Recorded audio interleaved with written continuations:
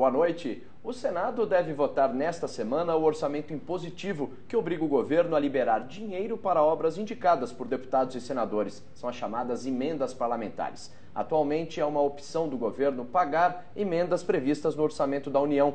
Contrário à proposta, o Planalto negociou para que metade das emendas seja destinada à saúde. O orçamento impositivo divide parlamentares. Uns acreditam que a proposta poderia acabar com a barganha política entre governo, deputados e senadores. Para outros, vai apenas oficializar a corrupção. O Debate Brasil recebe o senador Eduardo Braga, do PMDB do Amazonas, líder do governo no Senado e relator da proposta. Boa noite, senador. Obrigado pela presença. Boa noite. Obrigado pelo convite. É um prazer estar aqui para debatermos junto com o senador Cássio Cunha Lima um tema que, sem nenhuma dúvida, é de relevância para o povo brasileiro. E recebemos também o senador Cássio Cunha Lima, do PSDB da Paraíba. Boa noite, senador. Obrigado pela presença. Boa noite, Eric. Boa noite a você, telespectador. O prazer também estar aqui. Bom, senhores, quando o governo precisa aprovar um projeto, ele acaba liberando o dinheiro, um recurso para a base aliada, né? O orçamento impositivo encerra a polêmica de que as emendas servem de moeda de troca, senador? Na minha opinião, eu acho que é um avanço. É claro que o ideal é que tivéssemos orçamento impositivo na plenitude, não apenas nas emendas individuais. Mas o Brasil vem evoluindo e creio que esse é um passo inicial nesta direção. E acho que vai fazer com que a transparência melhore a fiscalização e o controle por parte da população, por parte da imprensa e por parte também dos órgãos de controle que o governo possui através do Tribunal de Contas, CGU e outros órgãos. Eu acho que vai melhorar a transparência e vai melhorar a participação da população nesta relação direta com o seu parlamentar. Acaba com a barganha, senador Cássio, que é a grande discussão dos parlamentares, dos deputados e senadores, que falam, não, o governo joga com as emendas parlamentares. Você tem uma cultura no Brasil que não é de hoje, desse toma lá da cá. O Congresso, quando recebe o orçamento, recebe uma peça irrealista e devolve uma peça surrealista, porque de fato nós não temos um orçamento que seja retrato da nossa realidade fiscal, nem financeira. Vamos para as emendas. Até os dados mais recentes do CEAF de agosto, dos 29 bilhões de reais previstos para as emendas parlamentares, o governo liberou 9 bilhões. A de 2013. 2013, 9 bilhões. Dos quais mais de 80% para a base aliada. Concentração maior entre PMDB, PT e PSB. O PSB agora saiu do governo. Então, quando você olha para os partidos da oposição, principalmente o PSDB e DEM, esses dois partidos somados não representam mais do que 0,5% do que foi liberado. Então, a imposição do orçamento no que diz respeito às emendas é muito mais uma resposta do Congresso a essa prática, que eu vou dizer por justiça, não é de hoje, vem de muito tempo, do que uma necessidade de você ter um orçamento fechado, engessado. Não acho que seria bom para o Brasil esse orçamento 100% impositivo, porque nós temos um orçamento de 2,2 trilhões de reais, dos quais 655 bilhões são previstos para o pagamento da dívida pública, que é rolada a cada instante. Você faz a chamada bicicleta. O governo, a rigor, só paga de juros o superato primário. O resto é novos empréstimos dentro de um quadro de desequilíbrio fiscal. Mas é importante, talvez, Cássio, destacar o seguinte. Veja, quando nós falamos em 29 bilhões de emendas, aí não são só emendas individuais. Nós estamos falando de emendas individuais, emendas de bancada e emendas de comissão. Quando nós falamos de emendas individuais, nós estamos falando de algo como 9 bilhões de reais. E, lamentavelmente, também não é uma questão que iniciou no governo da Dilma ou no governo do Lula, nem no governo do Fernando Henrique, vamos fazer justiça. Isso é uma tradição do movimento republicano que aconteceu no Brasil. As emendas individuais têm algum nível de liberação. As emendas de bancada, quase nunca.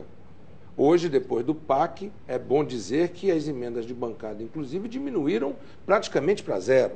E as emendas de comissão praticamente desapareceram. Por esse aspecto, a questão do orçamento impositivo das emendas individuais, primeiro, que não haverá, na minha opinião, mais barganha, porque aquilo que é obrigatório não tem mais barganha. Segundo, não haverá mais lobby.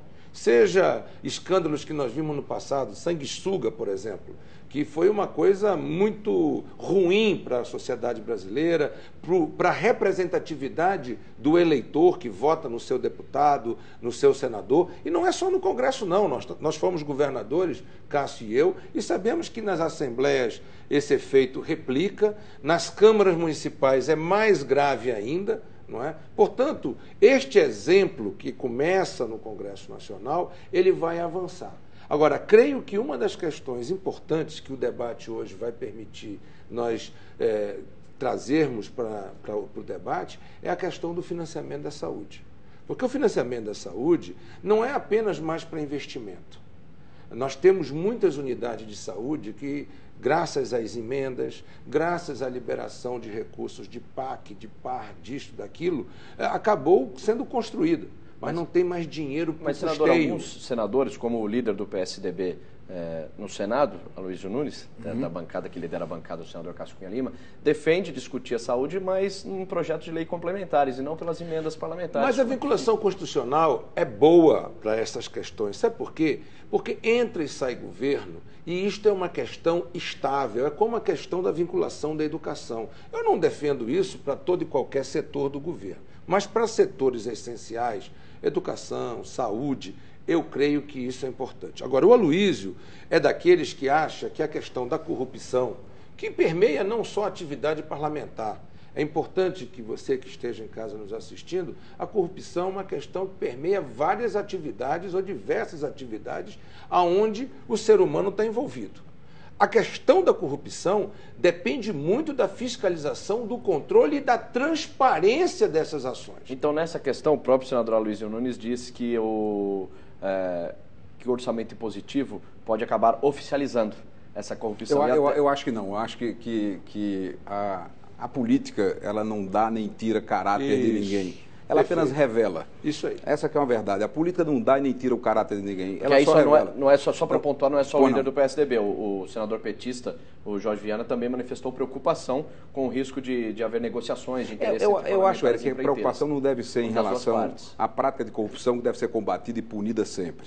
O que eu vejo como fator preocupante é você engessar o orçamento e tirar do governo, qualquer que seja ele. Aí eu estou me preocupando com o Estado brasileiro. A capacidade de fazer uma política fiscal que evite gastos desnecessários, que evite gastos acima do que o país pode fazer e não leve ao país a um desequilíbrio no seu campo fiscal que vai chamar a inflação de volta, que é tudo que o brasileiro não quer. No tema saúde, só para completar, o que nós estamos assistindo? Um decréscimo da qualidade dos serviços, uma reclamação generalizada. Por quê? O país cada vez mais hoje é um país unitário. Nós não somos mais um país eminentemente federado. A União vem crescendo com sua participação no bolo tributário e, paradoxalmente, diminui a sua participação nos itens essenciais. Vamos para a saúde. Hoje, mais de 53% dos recursos aplicados em saúde são de origem dos estados e dos municípios. Quem mais arrecada, que é a União, é quem menos investe. Na educação, a realidade é a mesma. Na segurança, a situação é caótica. 87% dos recursos em segurança pública são dos estados e dos municípios. A União, que é quem mais arrecada, repito, entra com apenas 3%. Eu creio que a questão da segurança, que é um tema que merece um programa à parte, nós precisamos tratar de uma forma bastante transparente os mecanismos de financiamento público para a segurança. E acho que a União pode avançar na questão do financiamento da segurança pública. Com relação à questão da saúde, é verdade que nós estamos cada vez demandando mais atendimentos e mais serviços de saúde. Veja, a expectativa de vida do povo brasileiro, há uma década atrás, era de menos de 70 anos. Hoje é de mais de 70 anos. Portanto, é preciso reconhecer que nós precisamos cada vez de mais recursos para a saúde, o povo brasileiro está vivendo cada vez mais, e estabelecermos o que estamos estabelecendo nesta PEC do orçamento impositivo é um passo, Cássio, importante. Por quê? Porque pela primeira vez estamos vinculando recursos da União para a saúde pública. E isto vai melhorar a média e a alta complexidade para estados e para municípios, vai melhorar as ações básicas de saúde, o financiamento das ações básicas de saúde para os municípios. A questão dos mais médicos, por exemplo, nós que somos de estados periféricos, de estados da Amazônia, nós tínhamos grandes e graves dificuldades para colocar um médico e para remunerar esse médico no interior da Amazônia. O Mais Médicos veio nessa direção. E agora, mas o Mais Médico, me permita, o Mais Médico tira recursos da atenção básica. Não houve um incremento de recursos. Houve. Além dos 10 mil reais de bolsa, 4 mil reais. Não, foram recursos novos. Foram recursos novos colocados. Os Mais Médicos foram recursos adicionados, como é o caso da farmácia popular, que são recursos adicionados, como é o caso dos hospitais universitários, que não contabilizam e não contam nos 15%. Farmácia popular e hospital universitário não conta, em que pese tenhamos atendimento do Sistema Único de Saúde, não conta para o cumprimento dos 15%. O Mais Médico, eu vou insistir. Para a gente não escapar do nosso tema, não fugir do nosso tema. Não, é porque isso tudo é questão de orçamento positivo. A saúde está atrelada o ao orçamento positivo, aquilo que o senador Eduardo acabou de falar. O que está sendo pactuado é que nós vamos ter 1,2% das receitas correntes líquidas, nomenclatura técnica, do orçamento do país, mas com escalonamento que começa o ano que vem, 2014, com 13,2%, chegando em 2018 com 15%. Ou seja, nós teremos de 14% até 18% para chegarmos aos 15%. 15% da saúde. E o fato é que... Sobre a RCL, sobre a Receita Corrente Líquida. O fato é que, ano após ano, nós estamos tendo uma redução da participação da União no conjunto do investimento do item saúde. E está a crise na ponta. As pessoas não conseguem compreender como é que você tem um item tão importante para a qualidade de vida das pessoas e o governo federal, que é quem mais arrecada, insiste pela terceira vez, é quem menos investe. A presidente Dilma acabou alegando razões econômicas e cortou esse ano boa parte das emendas, foi até uma das causas da turbulência aí com a base aliada, né? Ela deu aquela enxugada. E agora, se aprovando o orçamento, isso não senador, nas emendas individuais. É que quando a gente fala em emenda... É que a emenda... Nós falamos em emenda de bancada, genérica. Nós estamos falando no campo da ficção. No campo da ficção, que também não é uma questão deste governo. Isso. Esta questão o que acontece com o orçamento?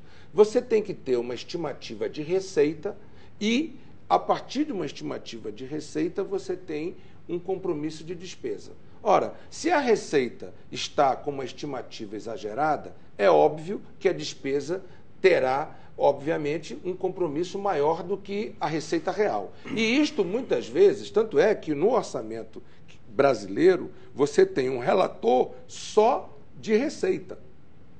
Um dos relatórios é o relator de receita. Agora, isso é uma questão técnica que o telespectador pouco absorverá. A verdade é que nós estamos diante de um passo novo e um passo importante. Pode não ser a solução de todos os nossos problemas? Eu creio que não é, mas é sem nenhuma dúvida um avanço importante. Veja, nós temos agora oferta de mais médicos. Nós teremos, sim, mais de 64 bilhões de recursos novos, seja por emendas impositivas, que é de 1,2% da receita corrente líquida, seja de recurso novo do Tesouro, porque o Tesouro colocará recurso novo durante esses anos e daí para frente, para poder manter os 15% da receita corrente líquida. Todo ano, com o crescimento da receita brasileira, o crescimento da economia brasileira, obviamente crescerá a participação. Mas não tem sido assim, me perdoe, Eduardo. Me perdoe, para a gente fazer um bom debate. Claro. Senão você, como líder do governo, monopoliza a palavra. Não, isso não é possível. O fato é que tem espaço, por favor, os números, há uma redução ano após ano da participação do governo federal no item saúde. Isto também não é verdade. É que ele está estabelecendo uma relação sob bases diferentes. Sim, mas o que eu estou falando bases diferentes. Os percentuais não mudam. Não, mas os valores mudam. Não, mas vamos aprofundar o tema. É um discurso que o governo usa sempre. Mas vocês acabaram com a CPMF. E, portanto, retiraram recursos da saúde. Que é uma realidade. E nós vamos continuar. Nós sofremos em 97, isso nos governos. 2007. Você na Paraíba e eu no Amazonas, nós perdemos 50 bilhões de reais. Com sua permissão, para que eu possa defender o meu ponto de vista. Claro. Continuaremos contra a CPMF. Não é possível mais que a sociedade brasileira seja chamada a trabalhar para o governo, e trabalha muito para o governo, 3 meses por ano é trabalhar para o governo, de um governo que não controla as suas contas públicas, que faz a chamada maquiagem fiscal ou a contabilidade criativa que não consegue sequer cumprir o básico de uma gestão fiscal responsável, que é o superávit primário. O ano passado, para fechar o primário, o governo fez uma química com o BNDES, com Caixa Econômica. Leilão de libras agora, os 15 bi que o governo vai arrecadar, vai ser todo destinado para o superávit primário. Então, nós estamos nos afastando cada vez mais a um risco altíssimo para a economia brasileira da lei de responsabilidade fiscal. Em outro movimento, o governo vai flexibilizando a capacidade de endividamento dos estados e também dos municípios. Fomos governadores juntos e você bem sabe o aperto que passamos para cumprir a lei de responsabilidade fiscal. A Paraíba tinha um comprometimento de quase 15% de suas receitas com a dívida pública. Quando eu deixei o governo, esse comprometimento havia caído para 6,7%. E de uma hora para outra o governo muda o rumo da política, flexibiliza. Agora o Congresso vai chegar no Senado em breve, medida aprovada pela Câmara que permitiu salvar São Paulo. Não é só para São Paulo, mas é São Paulo, vários estados. Mas agora, para também não monopolizar na mão da oposição, é preciso colocar aqui algumas questões sobre o que o Cássio colocou de forma a esclarecer para o telespectador. Veja, a questão da carga tributária brasileira. A carga tributária brasileira, ela não começou hoje. Ao contrário, o governo Dilma talvez tenha sido, no período democrático, o governo de maior renúncia fiscal de todos os tempos. Nós estamos hoje desonerando a folha de pagamento dos servidores da iniciativa privada, desonerando diversos setores da nossa economia e o superávit primário, ainda há pouco questionado pelo Cássio, é fruto exatamente de uma desoneração que tem permitido ao Brasil, em que preze as dificuldades de uma economia internacional que vem sofrendo com várias crises ininterruptas. Nós tivemos a questão do subprime dos Estados Unidos, logo a seguir tivemos a questão da Europa, etc. Mas o Brasil continua com alto índice de emprego. Nós não estamos vendo a população brasileira desempregada. Nós não estamos vendo a população brasileira com perda de renda substantiva, como acontece nesse momento em vários países do mundo. Mas vai passar mais uma gestão e não vai se fazer a reforma tributária. Mas a reforma tributária brasileira, ela tem uma grande dificuldade. Sabe o que acontece? Né? O Congresso não fará a reforma tributária se não houver pão na mesa para dividir. Aonde falta pão, todo mundo briga e ninguém tem razão. E nós não vamos conseguir fazer reforma tributária no Brasil com crise mundial. Deixa eu falar sobre esses dois temas. As desonerações são importantes, mas são... Para a gente voltar para o nosso tema aqui, são feitas de forma estanque, isolada, sem um planejamento. E o que é mais grave, a União desonera aquilo que não lhe pertence. Porque toda a desoneração feita, ou quase toda ela, é em cima das receitas dos estados e dos municípios. Principalmente com o IPI, só um instante. É meia verdade o que ele diz, não é uma verdade incontestável. Com o IPI, imposto de renda. Aquilo que pertence exclusivamente ao governo federal, que são as contribuições, praticamente ficam imexidas. A CID zerou. Em relação sobre a gasolina. Zerou. A CID está zerada. A reforma tributária, além do que Eduardo disse, eu acho que tem outro aspecto que impede a reforma, tanto tributária como a política. É a aplicação imediata. Enquanto não tivermos a compreensão que temos que distanciar os efeitos da reforma do aqui e agora, não haverá maioria política no Congresso que permita as mudanças necessárias. E isso não é só no Brasil, então, isso é um fenômeno mundial. Eu fui deputado constituinte, tive a honra de participar da Assembleia Nacional Constituinte. Lá atrás, eu defendia que a reforma tributária e a reforma política só vigorasse 12 anos após a sua aprovação. E dizia-se, não, mas é muito tempo. Só que se tivéssemos feito lá atrás, já estava vigorando. Então, quando você tenta fazer mudanças dessa envergadura com efeito imediato, você não faz maioria política e fica postergando, postergando e postergando. Agora, é preciso definitivamente acabar com a cultura de fazer cortesia com o chapéu alheio.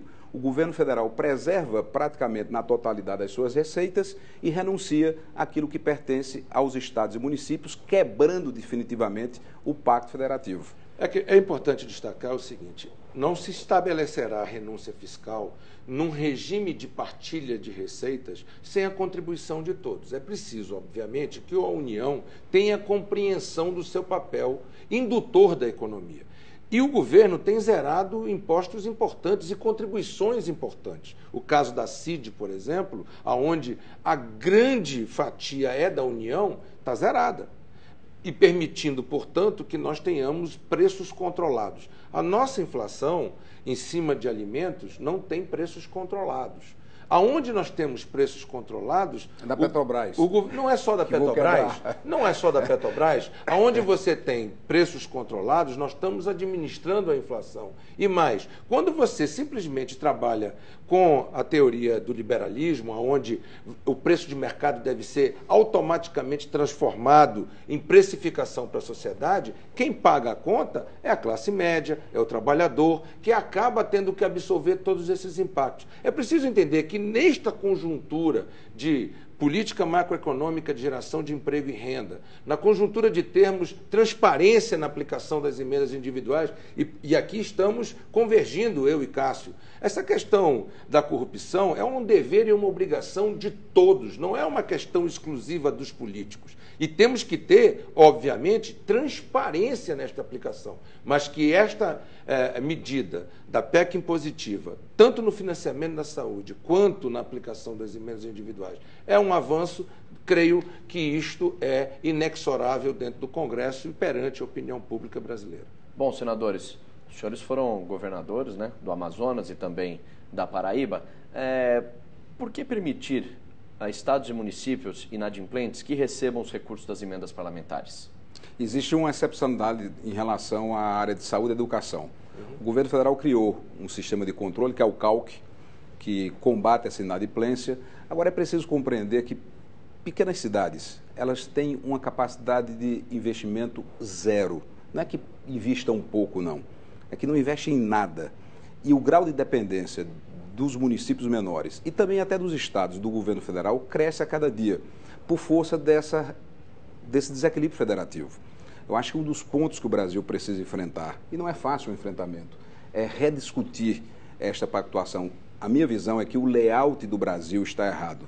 Não é possível que o nosso país não tenha a capacidade de resolver problemas do dia a dia da população, de educação, de saúde, de segurança. O que é que está errado? Errado está a pactuação de um país onde, para se fazer merenda escolar, o prefeito de uma cidade do interior do Amazonas, do interior da Paraíba, tem que vir a Brasília para conseguir recursos para oferecer merenda às crianças matriculadas. Transporte escolar, a mesma coisa. Então, existe uma crescente concentração de poderes e de recursos na mão da União que retira a capacidade de solução dos problemas dos estados e municípios. E está aí o Brasil parado na sua mobilidade urbana, com serviços péssimos em saúde, educação ainda precária e segurança pública não se fala. O layout do Brasil está errado e precisa ser modificado. Eu queria reforçar o seguinte: a inadimplência ela acontece por má gestão. Ora, quem tem que ser punido quando tem uma má gestão? O gestor ou o povo? É o gestor. O gestor tem que ser punido. O que acontecia? O gestor cometia um erro, muitas vezes aplicava mal ou não prestava conta, e quem ia ser penalizado não era apenas o gestor, era o coitado do cidadão que ficava impedido de receber os recursos da União, das emendas principalmente, para que nós possamos fazer investimentos nos pequenos municípios. Mas se o gestor processa o que provocou a inadimplência, você suspende a inadimplência. Isso então, em relação à prestação de conta, Isso. Mas não ao atraso de pagamento do INSS. Não adianta. Ou você vai e resolve a tua pendência com o INSS, ou não vai chegar dinheiro para resolver os problemas. Eu estou apenas colocando o seguinte: eu acho que o Brasil tem os mecanismos de controle e de comando para fiscalizar e combater a má gestão, o desvio, o mal feito, a corrupção, seja o que for. Agora, nós não podemos penalizar a população. Nesse sentido, nós estamos avançando a cada vez mais. E esse é um fenômeno que nós precisamos entender. O povo não pode ser penalizado. Nós precisamos avançar. Nós precisamos também melhorar a qualidade da gestão. Nós temos um problema de mobilidade? Claro, nós temos um problema de mobilidade hoje em todos os cantos do Brasil. Antigamente você dizia...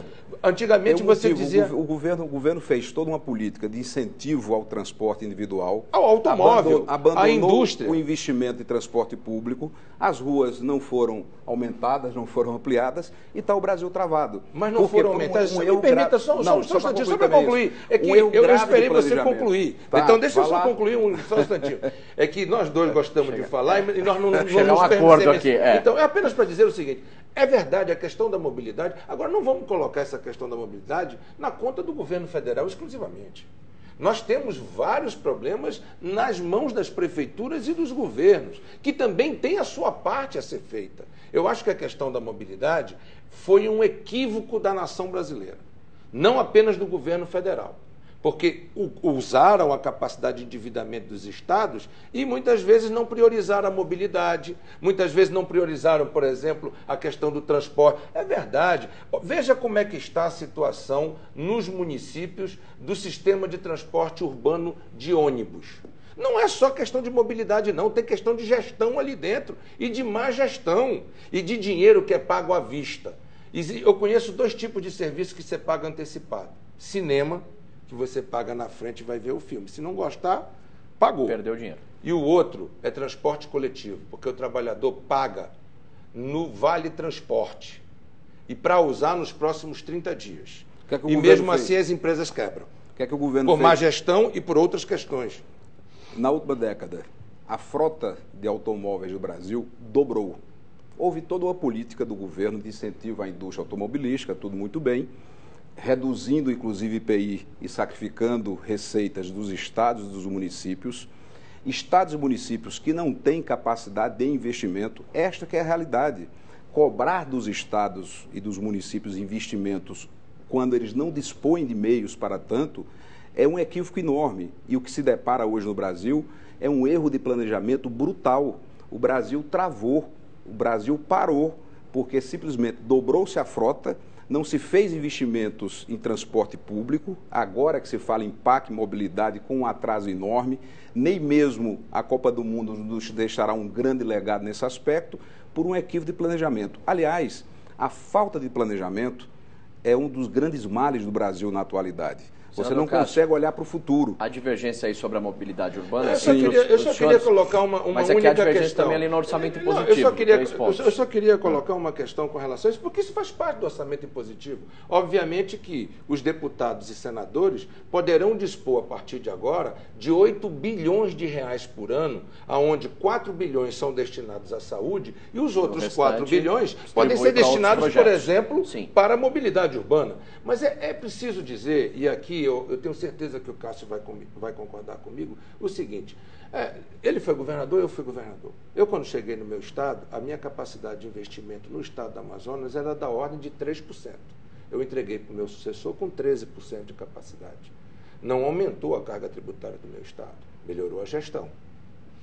É óbvio que a questão da capacidade de investimento dos estados passa por um conjunto de ações, entre elas a melhoria de gestão. Como ele fez na Paraíba, como nós fizemos no Amazonas, outros governos devem também cuidar da sua gestão. O Brasil perde muito recurso público na má gestão, no desperdício, inclusive em áreas essenciais, como é o caso da saúde, da educação e da segurança pública. E na má gestão, o item planejamento, ele é fundamental.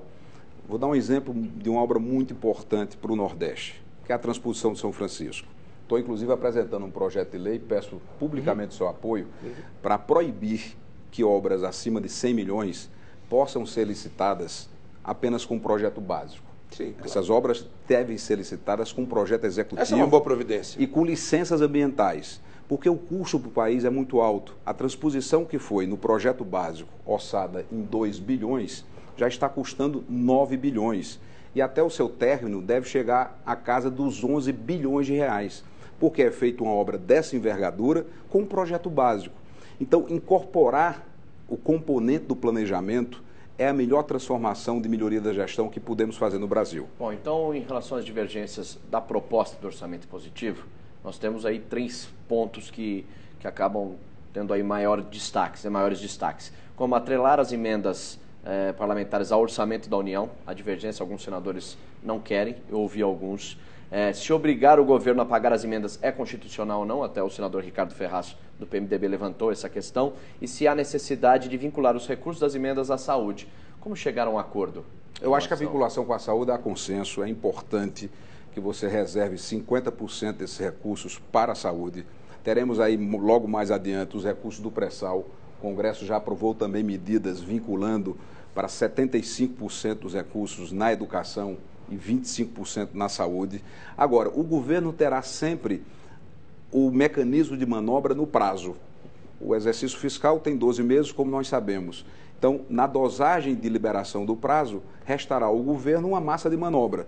Então, vamos continuar fazendo esse debate. Essa semana, o Congresso e o Senado, especificamente, vai discutir a matéria, mas ao meu ver, para fixar-me no tema, uma resposta do Poder Legislativo ao Poder Executivo, que tem tido uma postura de desrespeito a um poder que é legítimo, que representa a sociedade e que não consegue fazer valer as suas determinações. Na mesma linha do Cássio, é o seguinte: o eleitor, o cidadão, lá do interior do Amazonas, que votou no senador Eduardo Braga, com a expectativa de ver o seu hospital melhorar, ele agora tem a certeza de que nós teremos os mecanismos de fazer com que o compromisso se torne realidade.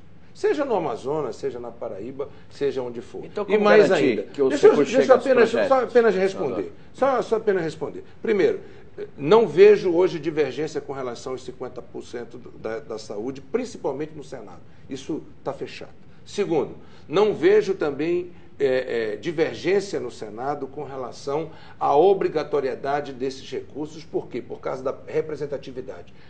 A crise de 21 de junho, em que o povo veio para a rua, era uma crise de representatividade, sim, porque o parlamentar não consegue dar respostas às demandas que ele se compromete durante a eleição. E isso também decepciona e frustra o eleitor. Isso é preciso ser dito com essa transparência necessária. É preciso ter a coragem de dizer, olha, nós temos que ter instrumentos para responder uma política plural de investimentos e de relação de representatividade numa democracia direta como é a democracia brasileira. Por que você ainda há pouco questionou? Vocês estão debatendo sobre temas importantes, mas que não é o centro dessa questão. Porque o orçamento impositivo, na minha opinião, o Congresso fez o seu dever de casa. Nós avançamos, tornamos uma questão que poderia ser muito questionada no início, como começou esse movimento, que não foi de iniciativa do Executivo. É preciso dizer que isto foi de iniciativa da Câmara dos Deputados. O mérito de trazer essa questão foi da Câmara e o mérito do Senado foi de ter conseguido aprimorar essa proposta, trazer uma questão como a da saúde e do financiamento da saúde. Há quanto tempo se discutia o financiamento da saúde com recursos da União? Nós finalmente conseguimos uma vitória importante. O Congresso conseguiu uma vitória importante. Negociamos isso com o governo e conseguimos dar uma resposta. E esta resposta é a PEC do orçamento Então, impositivo. como garantir, senadores, que os recursos serão aplicados realmente em projetos de obras da área da saúde? Quem vai fiscalizar? Não, a própria lei estabelece isso. Eu tenho uma visão um pouco crítica a essa ação do parlamentar como um emendeiro, pura e simplesmente. Eu acho que é um cacuete da política brasileira imaginar que alguém que seja eleito para um parlamento tem a obrigação de responder demandas dessa natureza.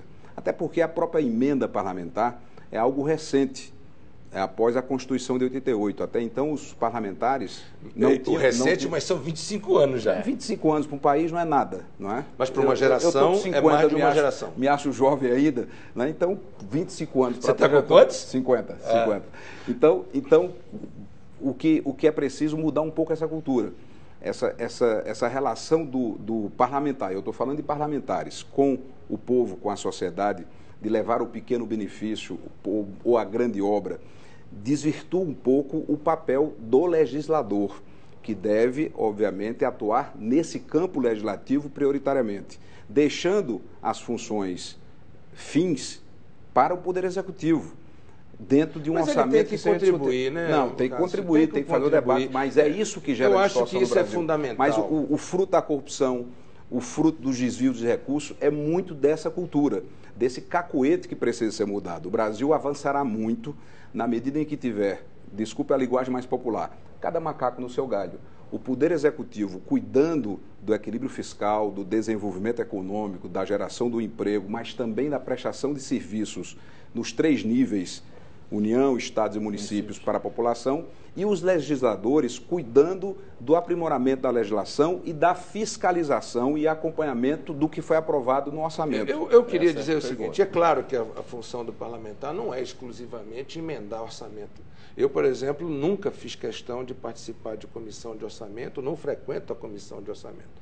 No entanto, acho que numa representatividade direta, como é no Brasil, onde o eleitor vai lá e vota, ele quer compromissos que possam resolver os problemas aonde ele vive. Ele vive é na cidade, é no bairro, é na rua. E nós temos que ter, sim, uma parte das atenções do parlamento, que é a caixa de ressonância da demanda nacional. Ainda há pouco falávamos sobre segurança pública. Eu não tenho dúvida que, encerrada esta questão da saúde pública, que é uma resposta do Congresso Nacional às ruas brasileiras, porque nós estamos dando agora uma resposta às ruas brasileiras, ao povo brasileiro, a próxima resposta tem que ser na segurança pública. Portanto, não há como desconectar uma questão da outra. É óbvio que, concordando com o que o Cássio disse, nós temos que ter a participação na formulação, na fiscalização, no debate, no trabalho legislativo, é óbvio. Mas o Brasil é um país cheio de carências. E essas carências não são homogêneas. Na Paraíba é água. No Amazonas tem muita água. Mas nós temos outras carências no Amazonas que talvez a Paraíba não tenha. Ora, a representatividade faz com que o Congresso Nacional possa ter esse diálogo das diversas regiões brasileiras com diversas demandas. Acho que é um avanço. Como eu disse ainda há pouco, não é a solução de todos os problemas. Mas, sem dúvida nenhuma, é preciso reconhecer que nós estamos dando respostas àquilo que a população veio às ruas solicitar. Eu continuo achando, Eduardo, me perdoe, com sua permissão. Sim, claro. A gente tem que tentar fazer uma mudança de paradigma. Né? Hoje se fala muito na velha política para a nova política. Claro. O Brasil está desejoso de uma nova política, de uma nova correlação de forças dessa democracia representativa de representante e representado. E essa moeda de troca tem dado provas que não funciona. Não será por essa via que nós vamos fazer do Brasil um país moderno, competitivo e que olhe para as futuras gerações com um pouco mais de oportunidade para todos. Porque é isso que cabe ao Estado. O Estado, no meu entendimento, deve criar um ambiente de oportunidade igual para todos. A partir daí, cada um com seu estilo de vida, com sua perspectiva de trabalho, com sua disposição de lutar, vai conquistar o seu espaço. Então, esse Estado paternalista que vai e tenta vender a ideia de que vai resolver tudo, por isso que nós estamos transformando, pela iniciativa do senador Aécio, o Bolsa Família, não num programa de governo, mas num programa de Estado. Mas que o Bolsa Família seja um ponto... Essa mineirice do Aécio. Sim, mas é algo importante. Com um programa que está estabilizado, implantado, funcionando. Não, Eduardo, porque ninguém aguenta mais Bolsa Família ser fator de terrorismo eleitoral. Não, mas não é. No Nordeste pode ser no seu estado, mas no Nordeste, toda eleição eu tenho que ir para o Isso virou uma conquista do povo brasileiro. O governo e a oposição estão aí defendendo quem que é a mãe ou o pai do programa. Mas que bom que todos estão defendendo o Bolsa Família agora, porque havia que não defender. É uma discussão menor. Essa é uma discussão menor. Até porque nasceu tudo isso com o governo do presidente Fernando Henrique. É menor essa discussão. Não faz muito tempo, teve uma corrida às agências da Caixa por uma boataria que se espalhou, que o Bolsa Família ia acabar. Toda eleição na Paraíba, eu tenho que ir para Palanque. Isto sim é o tal do moeda de toma lá da cá. Não a participação em responder às demandas do povo. Demanda do povo não é moeda de troca. Demanda do povo é o sistema de representação popular. Quem faz a moeda de troca são os políticos, não é o povo. Porque na hora de votar, o povo ouve do político, no palanque, mas é exatamente isso, Eduardo, as suas propostas. Depois ele quer que essas propostas sejam realizadas. Sem mecanismos, essas propostas não se realizam. Mas é onde está a crítica. Não se realiza. A moeda de troca, quem faz, é quem vai para o palanque fazer a promessa. Porque o sistema é desenhado dessa forma. Então, esse sistema é que tem que ser mudado e mudado profundamente. Porque, do contrário, o Bolsa Família continuará sendo usado como fator de terrorismo eleitoral. Eu acharia era muito mais importante agora, em vez de nós estarmos discutindo Bolsa Família, que já ficou para trás, era discutir o futuro do pós-Bolsa Família. Esse discurso do pós-Bolsa Família é que nós deveríamos estar discutindo. A minha geração, que é a geração do Cássio, eu sou um pouquinho mais velho, em que pese não pareça, né, do que o senador Cássio Cunha Lima. Na realidade, eu tenho 53 anos. Mas o que eu acho que esta geração que está aqui discutindo o futuro, ele não está querendo mais discutir o Bolsa Família. O Bolsa Família é uma questão consolidada. O que nós queremos discutir é o pós-Bolsa Família. É o Pronatec que está aí formando jovens para o mercado de trabalho e 8 milhões de jovens. 8 milhões de jovens, Eric, daqui a 2 anos começam a entrar no mercado de trabalho 8 milhões de jovens que passaram a ter uma profissão, uma qualificação. E esses jovens querem mais e mais instrução, qualificação, para que ele possa ser competitivo no mercado de trabalho. Eu creio que o debate moderno... E mais, possa ter um emprego. E que possa ter um emprego. Daí a importância da desoneração, da geração de emprego e renda, de uma política macroeconômica como a que o Brasil vem implementando. Estas questões são fundamentais. E eu acho que esse debate, e quando eu brinco, gosto muito do Aécio, é meu amigo pessoal, já disse ao Aécio que quero sempre debater as ideias com o Aécio e nunca essa coisa da dicotomia boba de ser a favor ou contra. Acho que este momento é de se debater proposta do pós-Bolsa Família. O brasileiro quer agora Eduardo, a luz do fim do túnel, nós sempre dissemos, não o que nós já estamos vivendo. Mas nós sempre dissemos que o Bolsa Família não é ponto de chegada, é ponto de partida. Só que nos últimos anos, desses 10 anos de Bolsa Família, você não vê porta de saída. O Bolsa Família é um programa importante, que tem o nosso apoio, por isso a proposta do senador Aécio de transformar num programa de Estado e não numa política de governo para ser usado como moeda de troca eleitoral. E eu acho que o efeito eleitoral do Bolsa Família se esgotou, porque as pessoas querem mais, as pessoas querem avançar, e não se percebe no Brasil uma política de planejamento, sobretudo, que vislumbre o país do amanhã. Nós estamos perdendo oportunidades extraordinárias. O Brasil está tendo crescimento econômico pífio. O Brasil perdeu um cenário internacional extremamente promissor e desperdiçou com um governo que deixou de ter um projeto de país para abraçar único e exclusivamente um projeto de poder. O que a presidente Dilma tem feito, né, nessa campanha pré-eleitoral, claro... Você não pode dizer que 21 milhões de novos empregos no Brasil não significa ele não deixa concluir. Percebeu que ele não deixa concluir? Recíproco é verdadeiro. Então vamos para a conclusão pelo seguinte. Eu tenho escutado com atenção, debate você não deixa eu concluir meu pensamento. Debate bom é quando fica assim aquecido. Infelizmente o tempo termina, passa rápido, mas fica bom que você convida a gente de novo. Claro, com certeza, o espaço está aberto. Então, senador Cássio Cunha Lima, para o senhor concluir as considerações finais, por gentileza. Agradecer o espaço, a oportunidade, o debate com o Eduardo, que a gente faz isso no Senado de forma constante, mas é deixar a mensagem. Temos que olhar para o Brasil do futuro, um Brasil que possa ser mais moderno, mais competitivo e que tenhamos um governo que não tenha apenas como o atual um projeto de poder, mas que possa apresentar um projeto de país, que é o que nos falta nesse instante. Senador Eduardo Braga, suas palavras. Agradecer a você, agradecer ao Cássio a oportunidade, agradecer ao telespectador que nos acompanhou e dizer exatamente isso. Nós queremos construir o Brasil do futuro, não apenas em cima de questões que nós já conquistamos, mas principalmente em cima daquilo que nós precisamos conquistar. Melhorar os instrumentos de gestão, fazer com que a transparência e a participação da representação brasileira política, eleitoral, direta, seja cada vez mais identificada com a sociedade brasileira. E isso é uma questão suprapartidária. Eu acho que o Brasil tem uma outra questão que precisa ser enfrentada. O Brasil tem partidos demais. Um país que tem mais de 33 partidos, chegando agora próximo dos 40 partidos, é um absurdo. O Brasil precisa fazer o enfrentamento dessa reforma política e o Brasil, com certeza, sairá de 2014 com novos compromissos e novos desafios.